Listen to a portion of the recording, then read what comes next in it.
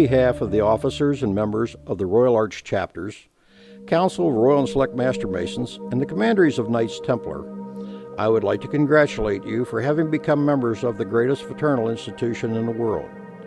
We know the pleasure and gratification experienced on having been raised to the sublime degree of a Master Mason. You have every right to lift your head with pride in the knowledge that you are numbered with millions of good men throughout the world who stand for the continual promotion of brotherly love, religious freedom, and democracy, which will bring peace and happiness to men of all creeds and nations. There are no higher degrees than those of the Blue or Symbolic Lodge.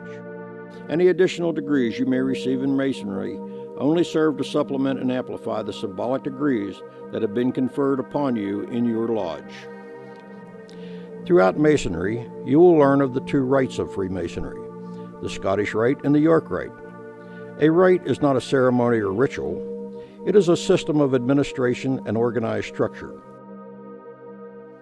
Your York Rite journey begins with the Blue or Symbolic Lodge as the basic foundation of ancient York Masonry, and includes the Chapter of Royal Arch Masons, the Council of Royal and Select Master Masons, and the Commandery of Knights Templar.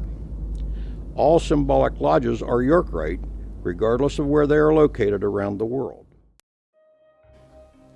Masonic scholars and some early manuscripts cause us to believe the York Rite originated with a charter issued to the operative Masons of England in the year 926 AD by King Athelstan, a grandson of Alfred the Great, who was a great patron of Masonry. It is also believed that the degrees consisted of nothing more than that of the communication of grips and words until 1725, and only 2 levels were conferred. Masonic historians agree that sometime between 1723 and 1730, the 2nd and 3rd degrees were evolved, and in the evolution of degrees, ritualism and symbolism were developed, resulting in the intellectual and philosophical Freemasonry of today. In 1751, a warrant was issued to the Provincial Grand Lodge of Pennsylvania by the Grand Lodge of England, which became the first Grand Lodge in the United States. So much for background. You have been initiated into the York Rite of Freemasonry by the degrees conferred by the Symbolic Lodge. You may already be, or may have been asked to become a Scottish Rite Mason.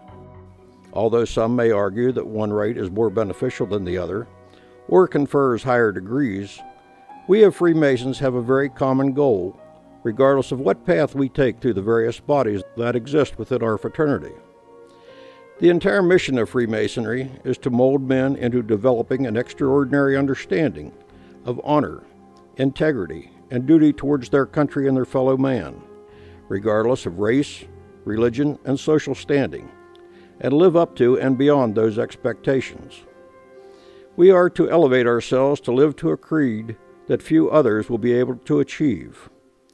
Those are the very lessons we attempt to instill in our members. Both rites of Freemasonry unite in that common objective. My purpose here today is to provide you with an understanding of the other primary bodies within the York Rite. The 3 other organizations to which one may readily petition are the Royal Arch Chapter, the Council of Royal and Select Master Masons, and the Commandery of Knights Templar.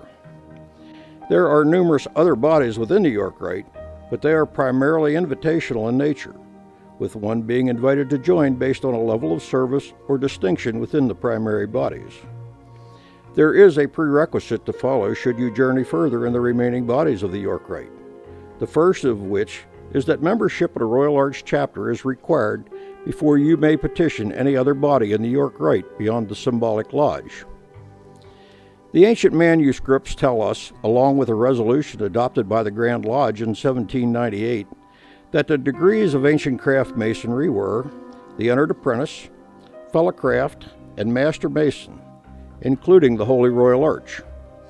Although Royal Arch Masonry existed within the United States, and particularly this Commonwealth for a number of years during the 1700s, the Grand Lodge in 1795 formed the Grand Holy Royal Arch Chapter to formally bring these independent chapters under the control of the Grand Lodge. The Grand Master served also as the presiding officer or first great chief of the Grand Chapter until 1824, when the Grand Chapter was granted independent status. Thus, the Grand Holy Royal Arch Chapter of Pennsylvania is the only Masonic body born out of the Grand Lodge, and the individual chapters are structured in a very similar manner to the Blue Lodges. To this day, it operates without a formal warrant of constitution, and operates only to the extent of the powers granted to it by the Grand Lodge. Why is this history lesson so important? Very simply, if you decide to join a Royal Arch chapter, you will find the lessons of the degrees very closely intertwined with those of the symbolic lodge, and expands upon them. The lessons taught the degree of Mark Master Mason enjoins charity in the fullest and most comprehensive sense of the word. Here you will learn the meaning of the senior warden's words, "Pay their craft their wages if any be due," and how the work of one fellow craft was distinguished from another in order to determine how much each earned. You will also learn other important lessons of integrity and truth, and how falsehood can lead you to a very dangerous path. The degree of Most Excellent Master Mason depicts the solemn ceremony of the dedication of King Solomon's Temple, and further instills the belief in a Supreme Being. Here you will witness King Solomon's prayer and the dedication of the temple by God. The lessons taught in this degree exemplify a builder of character, unity of purpose, and morality. The Royal Arch degree is a capstone of ancient Masonry. In the lessons taught in the Master Mason's degree, we learn that the first temple of our present life must be destroyed, and how we must prepare our work for that spiritual temple not made by hands in heaven. In the Royal Arch degree, you will learn how King Solomon's Temple, after standing for 400 years, was destroyed by the Babylonians, and how the various tribes of Israel were dispersed. You will learn of the return of 2 tribes to Jerusalem after 70 years in captivity, and how they rebuilt the temple. You will be one of the workmen as they discover the relics preserved by King Solomon 470 years earlier for future generations. Among those relics so discovered is the ancient, true, and secret word of a Master Mason, now the Royal Arch Mason's word. You will recall from the Master Mason's degree just conferred, you received an adopted secret word, as the original word was lost by the death of Hiram Abiff. The lessons of this degree is that by violation of God's divine commands, how an earthly temple can be destroyed, and how imperative it is for a strong spiritual attachment in order to complete an everlasting spiritual temple. A council of Royal and Select Master Masons depict the scene and efforts of very select and chosen workmen as they constructed the vaults under King Solomon's Temple where the ancient relics were preserved. It is sometimes referred to as cryptic masonry, as all the work was completed underground and in complete secrecy. The degrees of the Council of Royal and Select Master Masons complete the story of ancient craft masonry. As we know, King Solomon's Temple was constructed on Mount Moriah. This was also the legendary site where the Patriarch Enoch had excavated 9 vaults, one below another, in order to preserve valuable secrets. In the lowest or 9th vault, Enoch placed a stone of foundation and a triangular plate of gold upon which is inscribed the Tetragrammaton, or the name of deity.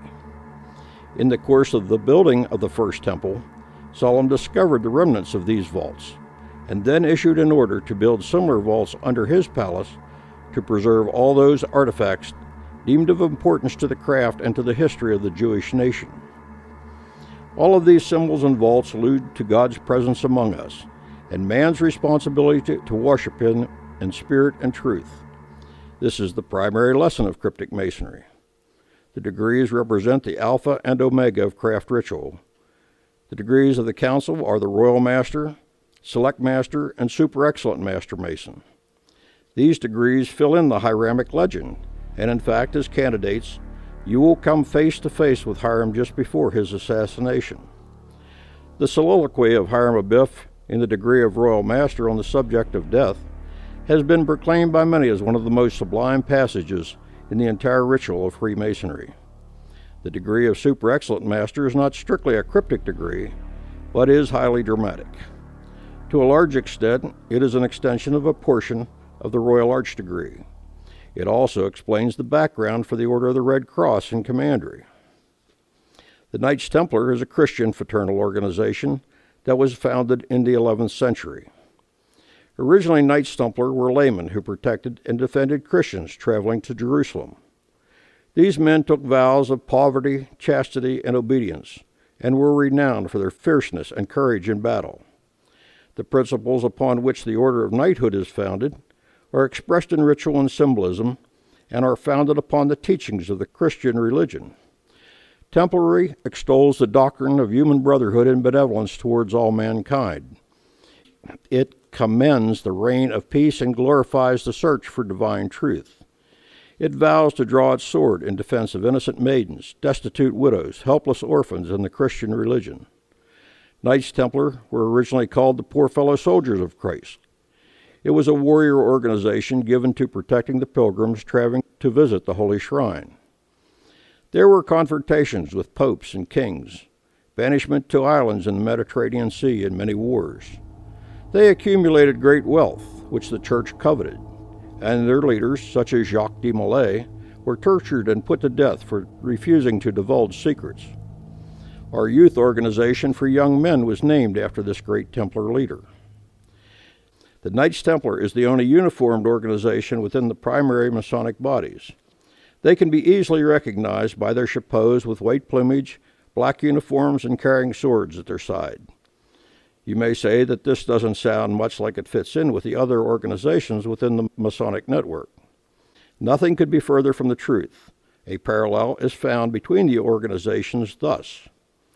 The site of the temple is the place where the order was founded, as the Templars were the protectors of the holy shrines. In the Order of Malta, we learn of the history of the order and Christ's birth, life, death, resurrection, and ascension. The order prepares the candidate for the spiritual order of the temple, where as a pilgrim he will journey through life and confront his own mortality. In this order, one of the most impressive ceremonies in all of Freemasonry, knighthood will be conferred on each candidate alone, as he assumes a most solemn and sacred vow. Here we also find a parallel between the Hiramic legend and the Templars. The life of Christ is a central theme, and here we find the tragic events of Calvary and the crucifixion of Christ related to the lessons taught in the Master Mason's degree. Calvary is a small hill situated due west of Mount Moriah, the site of the Temple of Solomon. The cleft or cave in the rocks formed in this hill, in which the burial of the body of Jesus was made, also identifies Calvary as the spot where the weary travelers sought to take rest as they searched for the body of Hiram Abiff. The resurrection of Jesus from the cave or sepulchre is most strikingly parallel to the last part of the ritual of the third degree, as the body of Hiram is raised. The degrees conferred in the remaining bodies within the York Rite are a personal, intimate experience for each candidate. The work performed in these organizations is very similar to what you just experienced in the symbolic lodge. One hears that the York Rite is the long way, but the long way to what? The entire aim of Freemasonry, regardless of rite, is to develop the membership into men of the highest moral and social leadership.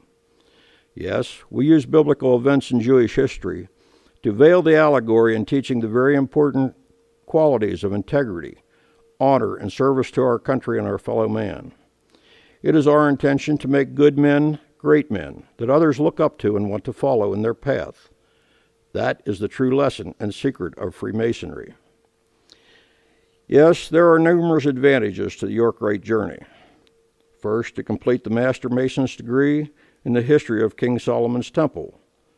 Learn by the wisdom of our three Grand Masters how ancient craft masonry was preserved, and discover the ancient, true, and secret word of a Master Mason. To broaden your knowledge of Masonry and Masons throughout the Commonwealth, as the chapters, councils, and commanderies bring together men from various symbolic lodges into common meetings, which expands your brotherhood with others and your understanding of the philosophy of our fraternity. Lastly, if you enjoyed the ritual conferred upon you, the York Rite gives you a great opportunity to personally involve yourself, expand your leadership qualities, and become accomplished in Masonic knowledge and ritual. Your symbolic lodge is the first and most important step in this journey.